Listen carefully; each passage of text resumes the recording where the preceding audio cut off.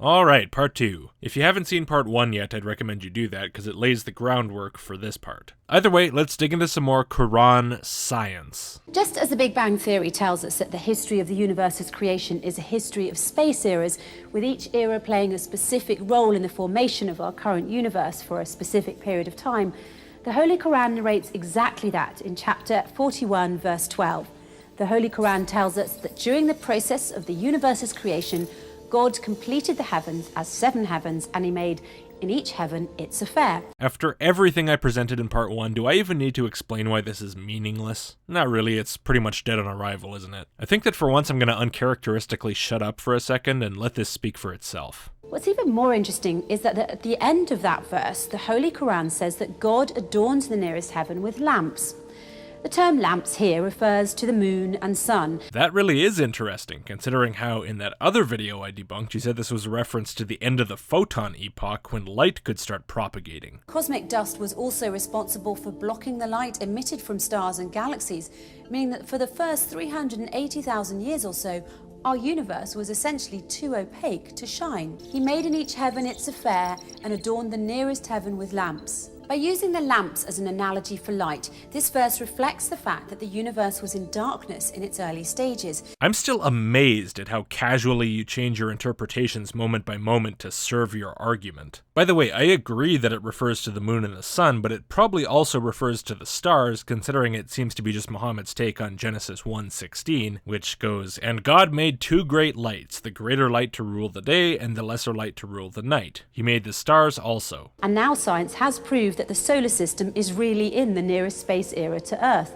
as light travels from it to Earth in only 14 hours. Light travels from the solar system to the Earth in 14 hours? It took me a while to figure out what the hell you were trying to say here because, do you not realize that the Earth is in the solar system? What would it even mean for light to travel from the solar system to the Earth? My first thought was that you might mean the sun's light, but that's more like 8 minutes, not 14 hours. And there are no major planets in the solar system 14 light hours away from Earth either. Even if you count Pluto, at its furthest distance from Earth, it's only about 7 light hours away. So I tried to think of what else you might mean, and I think you must be referring to either the termination shock or the heliopause, or more generally just the edge of the solar system. The termination shock is around 94 astronomical units or 13 light hours, and the heliopause is around 121 astronomical units or 17 light hours, at least at the point where Voyager crossed it. But assuming that's what you mean, because what else could you mean, I have no clue what you think the significance of it is. The distance to any arbitrarily chosen point is not an era. If you wanted to define a solar system era, you would have talked about the age of the solar system, not its size. You've spent a lot of time in this video talking about how if you look further away from Earth, you see further back in the history of the universe, but despite all your talking about it, I don't think you've grasped the point, and you seem to have gotten really badly confused here. When we talk about the age of light, we're talking about the time from its emission from some source to the time of its arrival at Earth. The edge of the solar system is not a light source. The light entering the solar system from distant stars was not emitted 14 hours ago. Yeah, of course it's going to be a few light hours older when it gets here than when it gets there, but you can say that about any 2 random points in the universe that are several light hours apart. I have to say though, I find this really entertaining because your whole premise here is that the ages of these eras are defined based on how far away you can look to see the era, right? Your eyes can see back very far in time to the degree that you might see the great flash of the Big Bang itself.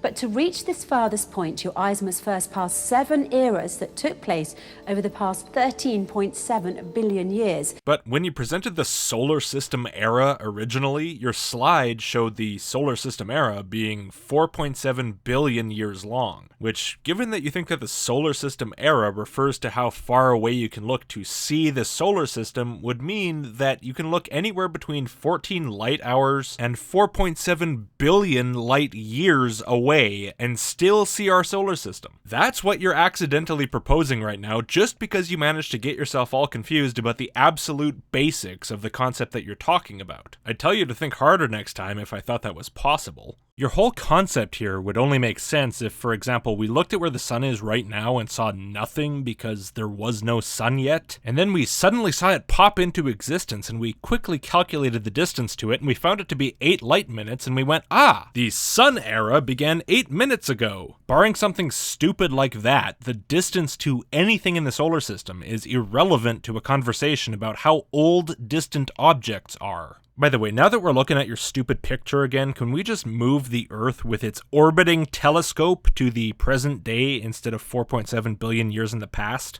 Much better. That's been annoying me since you first showed that. In another verse, verse 6, chapter 37, the Quran says, "Indeed, we have adorned the nearest heaven with an adornment of planets," reaffirming again that the planets of the solar system are in the nearest space era to Earth. Dude, you really could have just said reaffirming that the planets are closer to Earth than to the stars instead of this nonsensical solar system era concept that should refer to the age of the objects in the solar system, not the distance to them. At least if you said the Quran was impressive because it said the planets were closer than the stars, it would have made sense as a statement, even though if your translation is correct, it doesn't imply at all that the stars are not also in the nearest heaven. Of course, considering that translators can't even agree on whether this refers to planets or stars because apparently God lacked the language to distinguish clearly between them, presumably because the people of the time didn't know the difference other than that some stars moved and some didn't and thus didn't bother to clarify, it's kind of a moot point. Now, assuming that the current age of the universe is about 13.7 billion years, the timeline of the universe indicates that planet Earth was formed when the universe was about 9.15 billion years old, 2/3 of its current age. You know those numbers don't match up at all to the numbers that you guys put on that picture yourselves, right? I mean, obviously I've got no problem with rounding and estimates, I do it all the time, but could you at least pick some numbers and stick with them? Or at least with something close to them? But hey, you remember that first picture you showed of the 7 eras that showed the 7th era being 14 billion years long, even though you guys claim it's somewhere around 4.5 billion years long? That was fun. The timeline of the universe also indicates that around this time there was a transition from decelerating to accelerating expansion in space. This accelerated expansion prevented any more inflationary structures from entering the horizon and prevented new gravitationally bound structures from forming. You know, although I'm not exactly sure what you're trying to say there, and also I don't really care, I still thought it sounded a bit too smart for you structurally. So I went looking, and yep, you definitely cribbed it from somewhere. I don't know exactly where, but probably one of these places. So what's that now, 3 videos in a row where I've caught you plagiarizing? Cut that shit out, would you? This exactly matches the Quranic timeline of the universe mentioned in chapter 41, verses 10 to 12. In these verses, the Holy Quran tells us that the earth was formed in 4 days out of a total of 6 days. Yeah, the first 4 days. Namely when the universe was 2/3 of its age. No, not when the universe was 2/3 of its age. During the first 2/3 of the age of the universe. Actually, that's giving you way too much credit.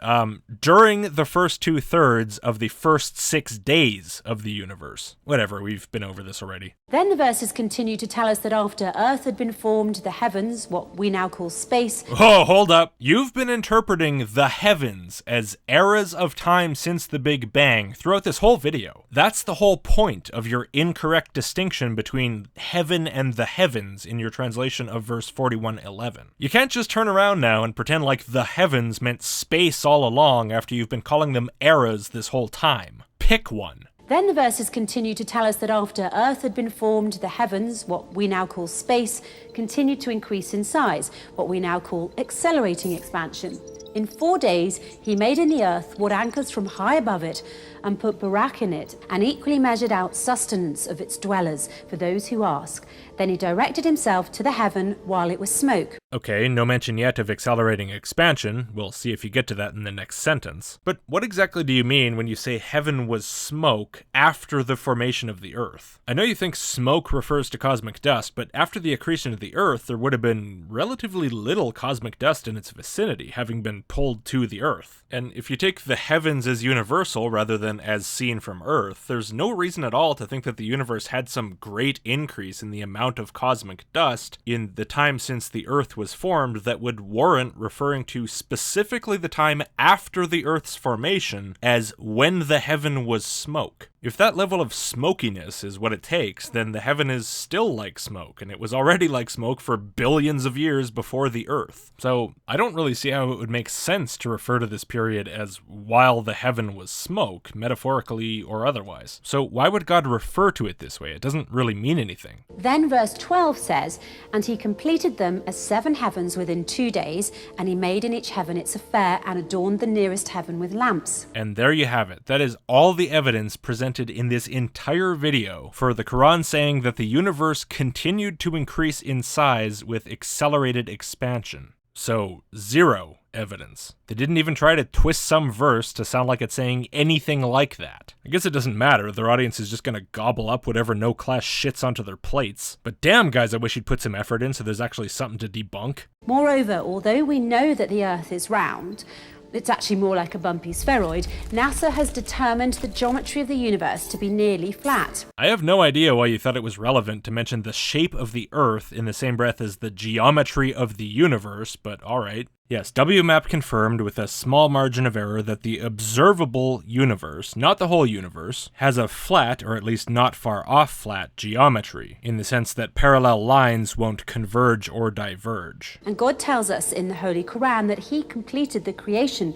of the space's 7 eras in a flat shape. There you go again, conflating space with space eras. Surely you must realize that the universe and the events within the universe are different in concept, right? Why am I even asking? You think the solar system era is 14 light hours away. In chapter 2, verse 29, the Holy Quran states, "It is he who created for you all that is in the earth, and then he directed himself to the heaven.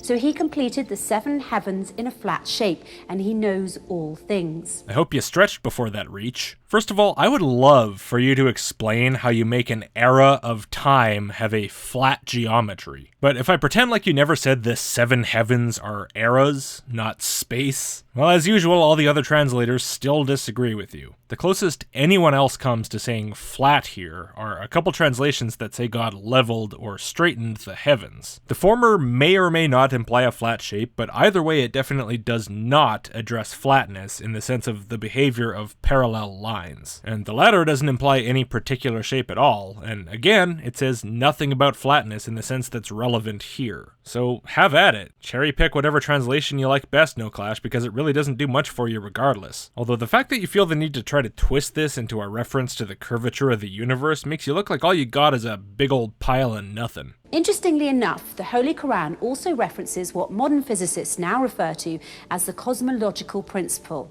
The cosmological principle is the notion that the spatial distribution of matter in the universe is homogeneous and isotropic when viewed on a large enough scale. Great, now you're straight up reading Wikipedia summaries and pretending like you wrote them. In simpler terms, this principle is telling us that the universe is uniform, and thanks to today's telescopes, we can now observe the uniformity of the universe by looking out and back in time through the different space eras.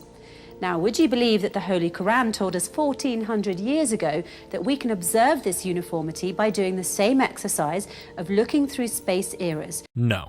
When it stated, "Who created 7 heavens, one upon another, you will see no non-uniformity in the Merciful One's creation. Look again, can you see any flaw?" Wow, you guys are desperate if you're coming up with non-uniformity just to make it sound more sciencey. But you know what? I don't care at this point. Make up whatever translations you feel like. Hell, at this point you might as well just translate it as, "You will see no deviation from statistical homogeneity and isotropy in the large-scale structure of the universe." Come on, you know you wanna. But even if you do, that still won't fix the real problem here. Look again, can you see any flaw? You left the word flaw at the end. And how exactly would large-scale inhomogeneity and anisotropy be a flaw? It would just be unexpected, and it would require us to correct our understanding of how things work, but to call it a flaw seems really strange. On smaller scales, the universe is definitely not homogeneous or isotropic, which is what allows all those stars and galaxies and the Earth and us to exist at all. And you think the Earth is God's creation, right? Is it flawed due to non-uniformity? I don't think so. That would be a very strange value judgment to apply to it. But apparently you do think so, because you use non-uniform as synonymous with flawed here. And so, on Allah's command, you looked again at the Merciful One's creation and saw not just any flaw, but many flaws. This uniformity among the universe's distant regions led physicists to come to an important conclusion in the Big Bang theory, that these distant regions of the universe we see now must have been in contact with each other in the past prior to cosmic inflation.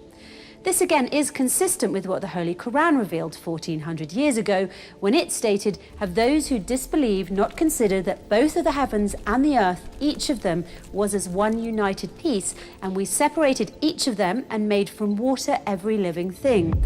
Then will they not believe?" No. I have no more intention to believe Muhammad's slightly wonky interpretation of Genesis 1 than I do to believe the original narrative of Genesis 1 and become a young earth Christian creationist. That text you're seeing on the screen says the same thing you said, just in slightly different words. The heaven and the earth were one united piece which were separated by God. Except here we see the context that Muhammad rarely bothers to convey in the Quran, presumably because the biblical tales that he refers to were already well known. And I would say this context ends any possibility of convincing me that this verse contains any prophetic knowledge of cosmic inflation. Think about this for a moment. The Holy Quran is telling us that the heavens, or the space eras as we now call them— Nobody calls them that. The term doesn't even make sense. Eras are divisions that we make in time, not in space. Maybe if you'd said space-time eras, you'd be closer, but why not just say cosmological epoch? That term is much more in line with what you were talking about. Although, regardless of what terms you use, everything you're saying is still nonsense, so I guess who cares? The Holy Quran is telling us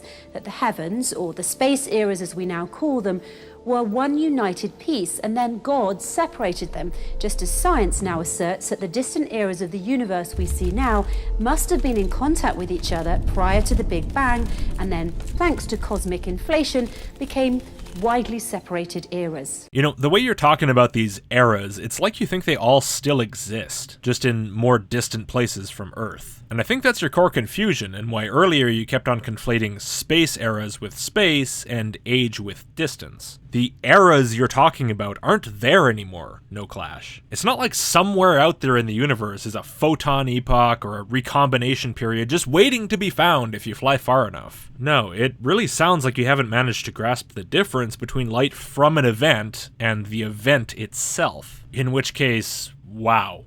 And by the way, if the heavens is another term for space, as you seem to claim about 50% of the time, then can you find me a single cosmologist who would describe the state of things before the Big Bang as when the Earth was in contact with space, as if it isn't still? But it doesn't end there. I'd kind of like it to. The verse is also telling us that planet Earth as well was as one united piece. Yeah, no, not at all. It's pretty clear, at least in every translation except yours, which, as should be expected by now, is totally screwy, since you randomly added the words each of them. The heavens and the earth were one piece, and God divided those two things from each other. More specifically, he divided the waters below and above the firmament to create the heaven and the earth. Nothing at all about the earth itself being one piece that was divided. And then God separated it, another consistent fact with science. The earth is pretty united. I don't know if you've noticed. Sure, you can pick a piece of it up, but if you let that piece go, it's gonna reunite pretty heavily. In fact, I think that separating the earth into multiple non-united pieces would be pretty bad news. So what exactly do you mean? The young Earth was a rock with the same composition on its surface as in its inner layers.